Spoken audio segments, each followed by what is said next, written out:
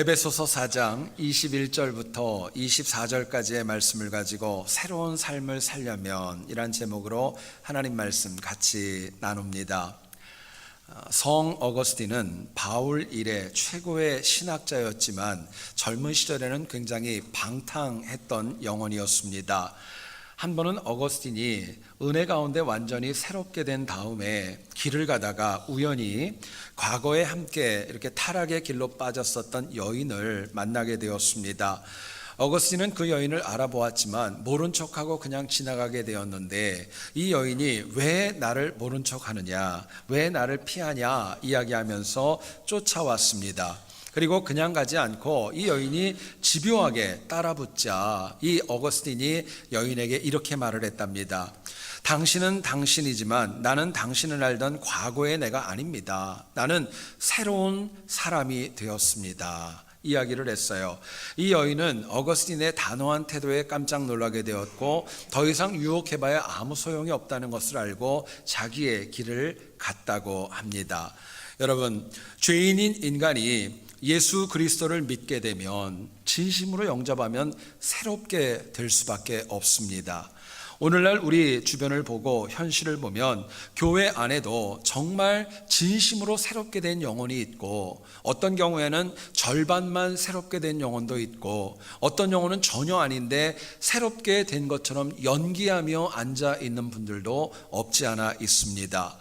내가 새롭게 되었다는 것은 남들은 잘 모릅니다. 그러나 나와 하나님은 분명하게 알 수 있는 영적인 명제입니다. 성경은 죄인인 인간이 복음으로 새롭게 되어야 구원을 받을 수 있기 때문에 반드시 선택이 아니라 필수로 새롭게 되어져야 된다는 것을 강조하고 또 강조합니다. 바울은 본문 23절에서 이야기합니다. 오직 너희의 심령이 새롭게 되어 라고 말을 합니다. 사도행전에서 보면은 바울이 2년 동안이나 두란노 서원에서 에베소 교회를 위해 헌신하고 복음을 전했지만 오늘 본문의 상황을 보니까 바울이 옥중에 있었을 때 들리는 소문은 그들이 영적으로 피폐했고 이제는 그들이 다시금 또 새롭게 되어져야 되는 상황에까지 전락하고 말았다는 것을 알게 됩니다. 그래서 이제 이 서신서를 보내게 되지요. 그런데 오늘 본문 가운데 새롭게 되어라는 단어가 나옵니다. 문법적으로 보게 되면 수동태 동사입니다. 아나데우스 다이라는 이 단어는 인간이 새롭게 되는 것은 내 결단, 내 노력, 내 결단으로 되는 것이 아니라 오직 하나님의 은혜와 하나님의 개입하심으로만 새롭게 될 수 있다는 것을 문법적으로도 저희들에게 이야기합니다. 바울은 또한 새롭게 되어져야 될 대상이 내 외모와 내가 살아가는 환경이 아니라 내 심령이라고 이야기를 합니다. 무슨 이야기하냐면요, 이것은 인간이 새롭게 된다는 것은 철저하게 그 사람의 속사람이 새롭게 되어져야 진짜 새롭게 된다는 것을 의미합니다. 여러분, 우리는 보통 사람들 가운데 그런 분들이 있더라고요. 어떤 물건이 처음으로 출시가 되게 되고 또 제품이 개발되어지면 그것을 일찍 사서 구입하는 분들을 얼리 어댑터라고 얘기를 합니다. 그분들은 새로운 것에 대한 관심이 참 많이 있어요. 그런데 새로운 것을 사모한다고 그 삶과 태도까지도 새롭게 되느냐? 그럴 수도 있지만 안 그럴 수도 있습니다. 오히려 우리가 새롭게 되기 위해서는 우리의 속사람이 새롭게 되어야 가능한 것이고, 그렇기 때문에 신앙인은 주 안에서 새로움, 거듭남, 변화됨을 추구하며 살아가야 될 이유가 거기에 있는 것입니다. 잊지 마세요. 속사람이 새롭게 된다는 것은 이 땅은 물론이고 영생까지 주시는 하나님의 은혜가 우리의 삶에 풍성히 임재하는 것입니다. 오늘은 우리를 구원하기 위해 이 땅에 오신 예수 그리스도를 기다리는 대림절 셋째 주일을 저희들이 맞이합니다. 오늘 하나님께서 길지 않은 본문을 통해 우리에게 주시는 귀한 메시지가 있습니다. 그것은 날마다 우리가 새롭게 변화되어져서 살아계신 하나님의 백성답게 살아가라. 그게 오늘의 메시지입니다. 오늘 본문을 통해 우리가 어떻게 하면 날마다 새롭게 또 변화되고 거듭날 수 있을까? 본문이 주는 메시지를 같이 한번 나누어 보기를 원합니다. 첫 번째로 생각할 것은요, 우리가 새롭게 되려면 벗어버려야 될 것을 벗어버리셔야 합니다. 벗어버릴 것을 벗어버려야 새롭게 될 수 있다는 거예요.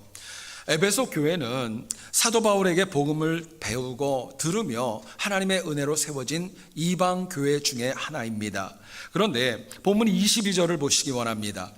이제는 유혹의 욕심을 따라 썩어져가는 구습을 따르게 되었다. 바울이 에베소 교회의 지금 현실을 지적합니다.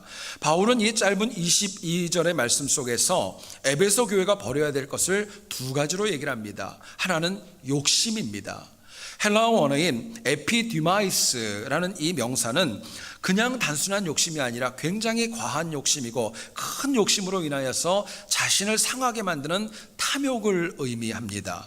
생각해 보면 당시 에베소 사람들이나 오늘 우리나 만약에 탐욕에 빠져 있다면 그것이 허망한 것이고 아무런 열매가 없지만 이 탐욕에 빠져 살아갈 때가 얼마나 많이 있는지 부인할 수 없게 됩니다.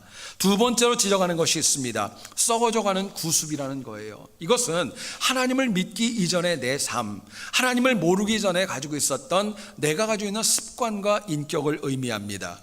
여러분, 당시 에베소 교회는 바울에게 복음을 듣고 배움으로 인하여서 과거보다는 많이 변했다고 생각을 했지만 바울이 봤을 때는요, 실제로는 그러지 않았었어요. 너무나도 부족했고 여전히 과거에 붙잡혀 살아갈 때가 적지 않았던 것입니다.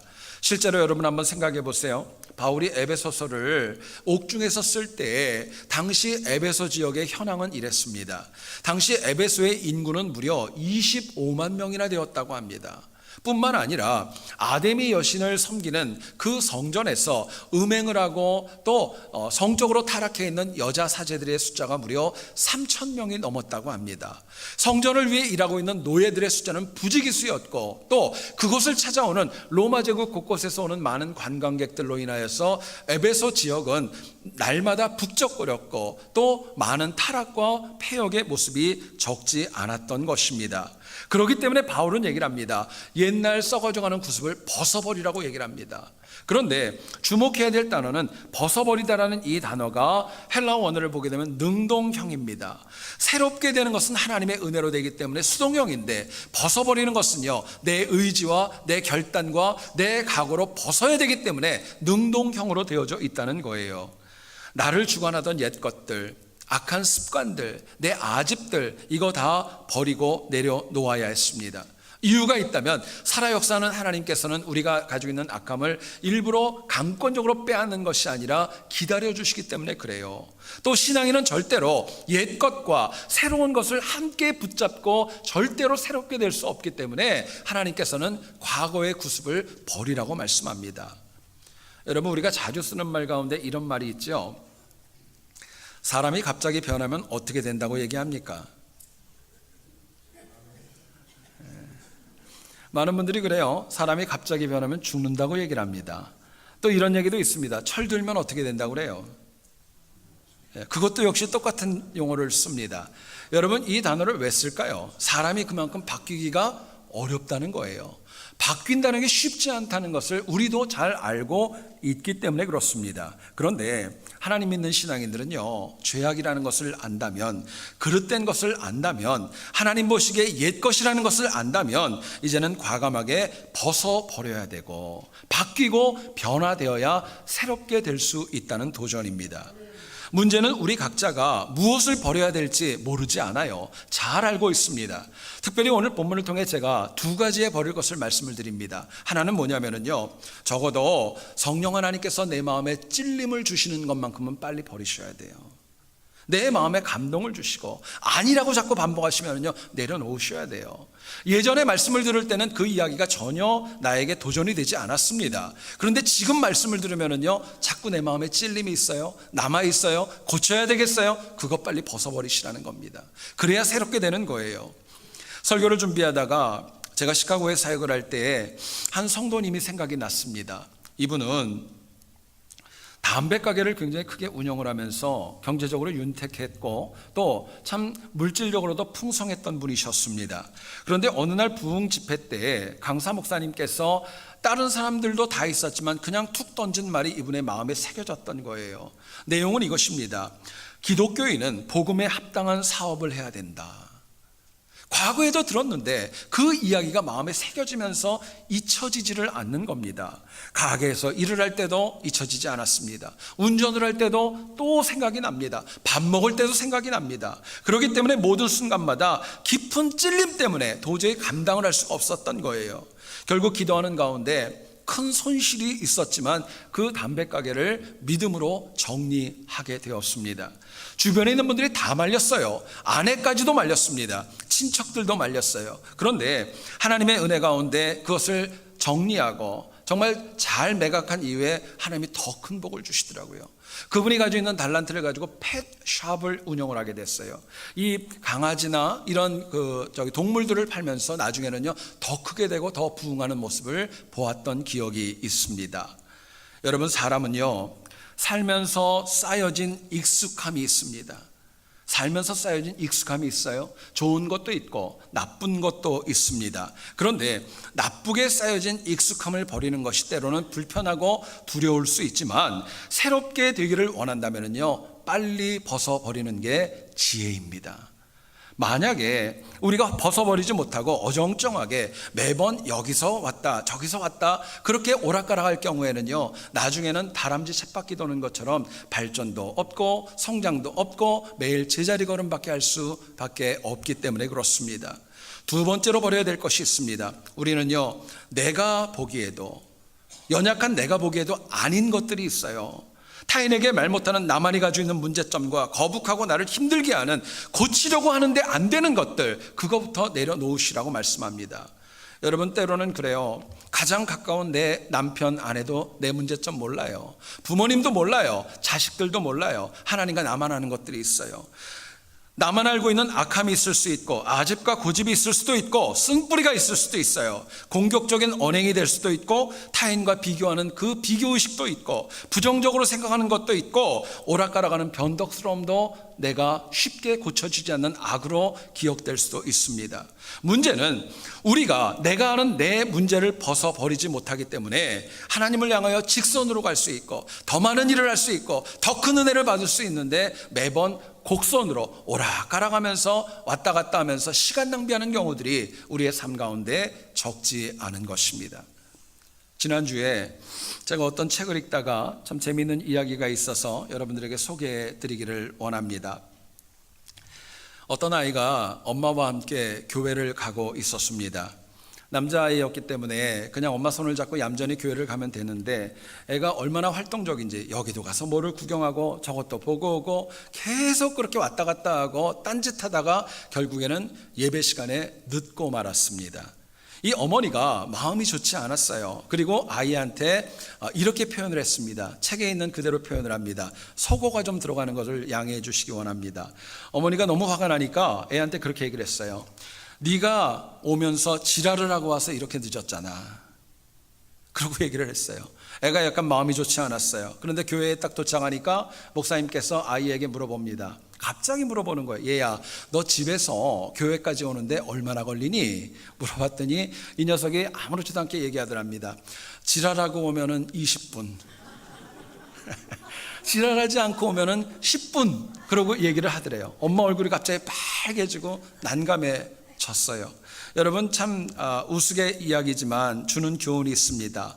우리가 정말 벗어버려야 될 것들 벗어버려야지 충분히 더 많은 일을 할 수 있습니다. 오히려 시간 낭비하지 않고 정말 곡선으로 오락가락하지 않고 직선으로 더 많은 열매를 맺으며 살아갈 수 있는 거예요. 내가 왜 내 인생이 직선이 아니라 곡선으로 자꾸 정체되어 있는지, 무엇이 나를 그렇게 만들고 있는지 사실은 그것부터 벗어버리는 지혜가 우리에게 필요한 것입니다.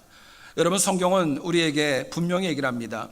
내 자신부터 아는 악을 벗어버려야 하나님께서 우리에게 주시는 은혜가 있고 미래가 열리는 것입니다. 야곱이 20년 만에 밧단 아람의 생활을 마치고 고향으로 금의 환영합니다. 근데 갑자기 들리는 소식을 보니까 그렇지 않아도 불편했던 형 에서가 400명이나 이끌고 온다는 이야기를 듣고 망연자실합니다. 자신의 생명이 너무나도 두려웠고 재산이 빼앗길 것 같았고 가족의 생사 때문에 야곱은 얼마나 많이 두려웠는지 모릅니다. 그래서 나름대로의 방법을 준비합니다. 재산을 절반으로 나눠 가지고 에서가 이것을 치면은 이것으로 재기해야지, 좋은 동물들을 구별해가지고 뇌물로 에서에게 바치기도 하지만 결국 야곱이 택한 방법은 모든 가족들을 야복강을 건너게 하고 혼자 하나님 앞에 독대로 엎드려 기도하게 됩니다. 여러분 생각해 보세요. 당시 야곱이 어떤 기도를 드렸을까요? 하나님, 에서로부터 우리를 지켜주십시오. 나를 지켜주십시오. 또 본인이 과거에 지었던 죄와 허물, 아무도 몰랐던 나만이 알고 있는 죄에 대한 온전한 고백과 회개가 있었기 때문에 하나님께서 역사하시고 은혜를 주시지 않습니까? 여러분, 이 계기를 통하여서 야곱, 남의 발뒤꿈치나 잡았던 인생이 하나님과 겨루어 이겼다고 하는 이스라엘로 그 이름이 바뀌게 되지 않습니까? 뿐만 아니라 복수에 불타 있었던 에서가 야곱을 바라보고 서로 안고 눈물을 흘리고 그리고 함께 즐거워하는 놀라운 반전의 결과도 일어나게 됩니다. 그런데 만약에 야곱이요, 이 어려운 과정 속에서 자신의 깊은 죄악과 자신만이 아는 악을 벗어버리지 않고 여전히 인간적인 방법으로 에서에게 다가가고 인간적인 방법으로 살 방법을 찾았다면 과연 어떻게 되었을까? 어쩌면 성경의 내용이 달라졌을지도 모르고 이스라엘의 역사도 달라졌을지도 모르겠습니다.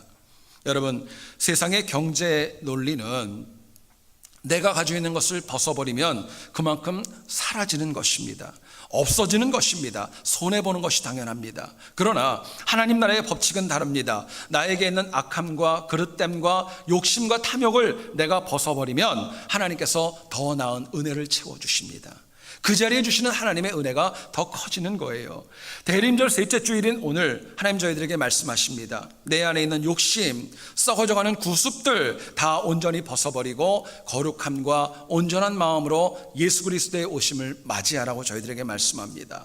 여러분, 그래서 내가 과감하게 벗어버린 그곳에 성령 하나님께서 더 새롭게 하시고 더 큰 은혜를 주심으로 인하여서 승리하는 우리 모두 될 수 있기를 주의 이름으로 축원드립니다. 두 번째로 생각할 것은요, 우리가 새롭게 되기를 원한다면 이제는 덧입어야 될 것을 바르게 덧입으셔야 됩니다. 이제는 버렸다면요, 새로운 것을 덧입으셔야 돼요. 본문 24절을 보시죠.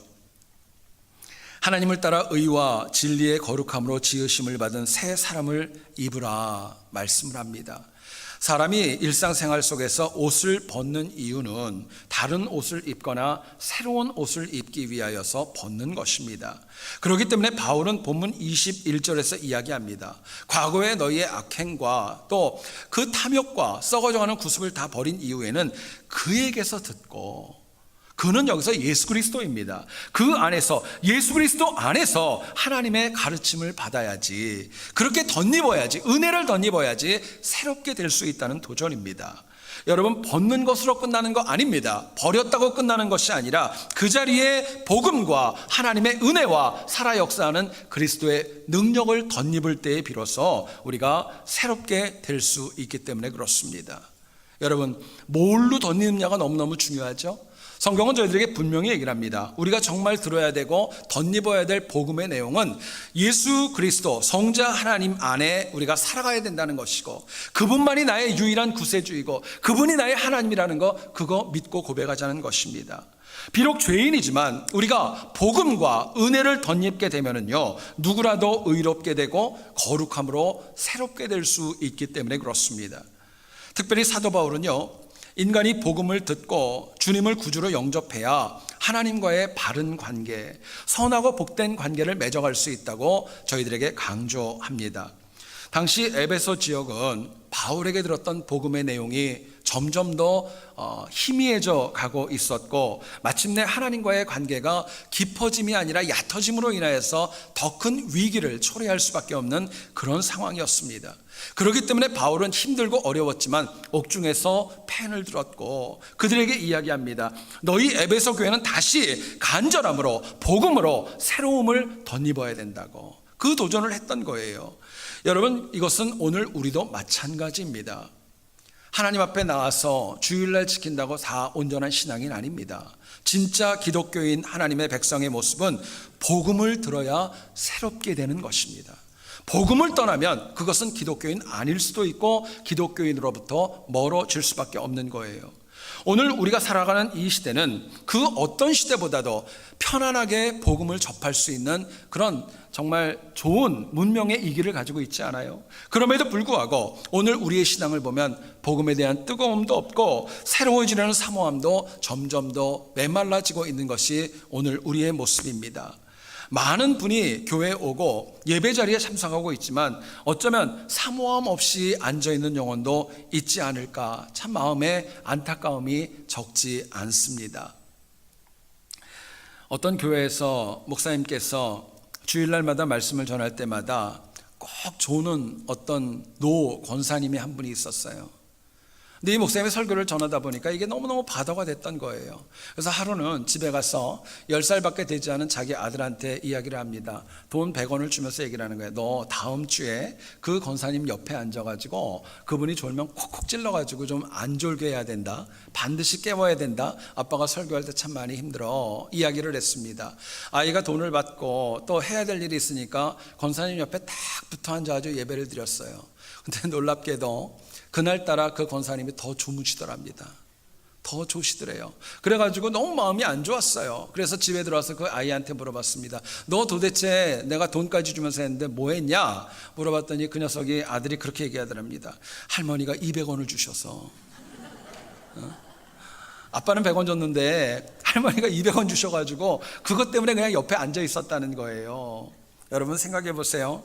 우리가 주일 예배 때마다 집중하여 하나님의 말씀을 듣고 새롭게 되어진 영혼도, 은혜 받은 영혼도, 감동을 받은 영혼도 세상에 나가서 주변을 새롭게 하는 것 얼마나 어려운 일인지 모릅니다.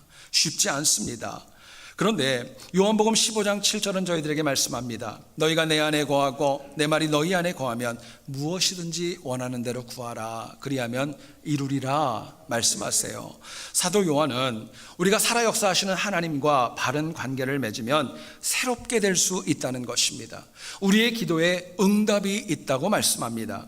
주님과의 바른 관계는 다른 것 아닙니다. 하나님을 하나님으로 인정하는 겁니다. 예수 그리스도를 나의 구주로 영접하는 그 신앙, 십자가의 믿음이 있다면 우리의 기도와 우리의 새로움은 얼마든지 응답과 새로움이 가능한 것입니다. 실제로 우리가 열심히 기도하지만 응답이 없는 경우도 있습니다. 오래 믿었음에도 불구하고, 평생을 믿었음에도 불구하고 새롭게 되지 않는 경우가 있다면 사실은 그 원인은 하나님과의 바른 관계가 되지 않은 거예요. 또 하나님 앞에 기뻐하는, 주님이 원하시는 기도의 내용이 아니라 내 기도로 하나님 앞에 나아가기 때문에 응답과는 점점 더 멀어지는 것입니다. 여러분, 그렇기 때문에 하나님 주시는 말씀과 은혜는 우리에게 반드시 있어야 어떤 어려움에도 능히 새롭게 되는 은혜로 채워지는 것입니다. 요한복음 11장을 보면 베다니에 살고 있던 여성 가운데 마리아가 있었죠. 친오빠였던 나사로가 죽을 병에 걸리고 힘들어졌을 때 가까이 있는 예수님에게 좀 오셔서 저희 오빠를 좀 살려주십시오 간청을 했습니다. 어떻게 되었습니까? 놀랍게도 예수님께서는 그 소식을 들었음에도 불구하고 나사로가 죽은 이후에 나흘이나 지나서 베다니 땅에 들어오십니다. 와서 보니까 그 나사로는 이미 죽었고 시신에서 냄새가 날 정도로 완전히 모든 상황이 끝난 그런 지경이 되고 말았던 거예요. 여러분, 그런 가운데 주님을 바라보았을 때 마르다와 마리아는요, 시간 차이로 각자 주님 앞에 엎드렸지만 똑같이 주님 앞에 요청했던 귀한 그 요청이 있었습니다. 이것이었습니다. 주님이 여기 계셨으면 우리 오빠 안 죽었을 거라는 거예요. 주님이 여기 계셨으면 안 죽었을 거라는 거예요. 여러분, 당시 예수님은요, 베다니의 나사로의 집에 참 자주 가셨습니다. 많은 도움을 받았습니다. 인간적으로 생각하면 좀 도와주시면 우리 오빠가 안 죽고 이런 어려움 안 겪는데 안 오셨기 때문에 원망도 있을 수 있었잖아요. 섭섭할 수도 있었잖아요. 근데 놀라운 것은요, 이 두 자매는 똑같이 주님을 여전히 구주로 인정합니다. 그리스도로 인정합니다. 하나님으로 인정하고 주님을 향한 믿음이 전혀 흔들리지 않았던 거예요. 인생의 가장 힘든 시간에도 불구하고 내 뜻대로 되지 않았지만 주님과의 바른 관계를 유지할 수 있었기 때문이었습니다. 여러분, 잊지 마세요. 하나님과의 바른 관계를 맺기를 원한다면요, 말씀만이, 예수 그리스도만이 구주임을 온전히 믿으셔야 됩니다. 십자가 믿음이 있으셔야 돼요. 힘들어도 말씀만이 나를 새롭게 하고 내 자녀를 세울 수 있고 우리 가정과 우리 교회와 우리 생업터를 믿음 가운데 세울 수 있는 것이 하나님의 손에 있다는 믿음이 저희들에게 너무나도 필요한 것입니다. 그래야 하나님과의 바른 관계가 되고 옛것을 벗어버리고 새로운 것을 받아들일 수 있습니다. 여러분들 최근에 한국의 방송인 가운데 백종원 씨를 아시는지요? 잘 아십니까? 우리 교인들은 너무 경건하셔서 TV를 안 보시나요? 저는 가끔 봅니다. 가끔 보는데 이 백종원 씨의 프로그램 가운데 골목식당이라는 프로그램이 있습니다. 이게 어떤 내용이냐면요, 식당 관련 요식업체의 전문가인 이 백종원 씨가 상권으로 보게 되면 굉장히 몰락해가고 어려워지는 골목식당을 찾아갑니다. 그리고 그들의 메뉴를 교정해주고 문제점을 해결해주고 이제는 그곳이 장사가 잘 될 수 있도록 새로운 길을 열어주는 그 프로그램을 저희들에게 이야기합니다. 최근에 저도 다 보지 못했고 신문을 통해 좀 많이 봤어요. 그런데 최근에는 한국 홍은동의 어떤 골목 식당에서 정말 역대급으로 모든 시청자들과 사람들을 분노하게 하는 등장인물이 있었습니다. 이분은 장사에는 굉장히 무관심했고 또 노쇠하고 병약한 어머니가 홀로 장사를 하심에도 불구하고 너무나도 무책임했고 무능한 모습을 보여주게 됩니다. 늦게 출근합니다. 그리고 아픈 어머니가 밥 주는 거 점심 먹고 또 일찍 귀가해 버리고 맙니다.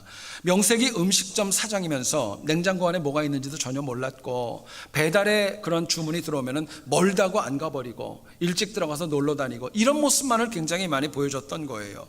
백종원 씨가 그 청년을 보고 나서 정말 너무너무 분노하고 너무 안타까운 마음으로 때로는 싫은 소리도 하고 책망도 하고 격려도 하고 이끌어가는 그 모습을 보여줍니다. 나중에는요, 이 청년이 너무너무 힘들어하고 어려워하니까 어려운 것을 보고 자기의 사비까지 털어가지고 식재료를 주면서 연습하라고 음식 공부를 하라고 도와줄 정도였었습니다. 그런데 놀랍게도 몇 주가 지나면서 그렇게 문제가 많았던 그 청년 사장이 백종원 씨의 가르침을 그대로 받으면서 완전히 새롭게 되는 모습으로 그 방송이 종결되었다고 합니다. 과거에 자신이 가지고 있었던 게으름들, 악함들, 또 나태했던 것들 이거 다 벗어버리고 새로운 도전의 기회를 붙잡았던 것입니다. 변화의 기회를 덧입었던 것입니다. 그리고 그동안 자신과도 끊어져 있었던 자신과의 관계도 다시금 바르게 정립하고 어머니와의 관계도 정립하고 주변에 있는 사람들과의 관계도 새롭게 정립하면서 한 인생이 바뀌는 모습을 저희들에게 보여주었던 것입니다. 여러분, 제가 그 내용을 신문으로 보면서 그런 생각이 들었어요. 잘 들어보세요. 우리 인생 앞에는요, 언제나 두 가지의 선택이 있습니다. 하나는 뭐냐면요, 내가 고집대로 내가 하고 싶은 일들이 내 앞에 있어요. 또 한 가지는 뭐냐면요, 힘들고 어려워도 하나님의 말씀대로 꼭 해야 될 일이 내 앞에 있는 거예요. 내 앞에는 언제나 내가 하고 싶은 일이 있고 해야 될 일이 있는 것입니다. 그런데 새로운 삶을 사는 영혼의 특징이 있습니다. 내가 하고 싶은 일보다 꼭 해야 될 일을 먼저 하기 때문에 인생이 새로워지는 거예요. 역으로 하나님과의 바른 관계가 끊어진 영혼들, 새롭게 되지 않는 영혼들, 정체되는 영혼들 특징이 있습니다. 꼭 필요한 일보다 자기 하고 싶은 것만 하는 겁니다. 그렇기 때문에 넘어지고 새로움으로부터 멀어지는 거예요. 여러분, 이 시간에 한번 내 자신에게 깊게 그리고 진지하게 한번 물어보세요. 지금까지 여러분 살아오시면서 주의 일을 하면서 세상에서 또 나에게 주신 청지기 사역을 감당하면서 내가 정말 하고 싶은 일을 많이 했는가, 아니면 하나님께서 꼭 필요하다고 말씀하신 것을 먼저 했는가 한번 물어보시기 원합니다. 그렇다면 내 인생에 대한 답도 나올 수 있을 거예요. 대림절 셋째 주일인 오늘 하나님 저희들에게 말씀합니다. 하나님의 은혜를 받고 주님을 영접하여 더 바른 관계를 맺어서 우리가 내가 하고 싶은 것보다는요, 꼭 해야 될 일에 올인하고 전념하는 성숙함과 새로움이 있기를 원합니다. 그래서 우리 모두가 다 한 주뿐만이 아니라 남은 우리의 삶이 날마다 풍성한 은혜로 날마다 새롭게 되는 승리가 있기를 다시 한번 주님의 이름으로 축원드립니다.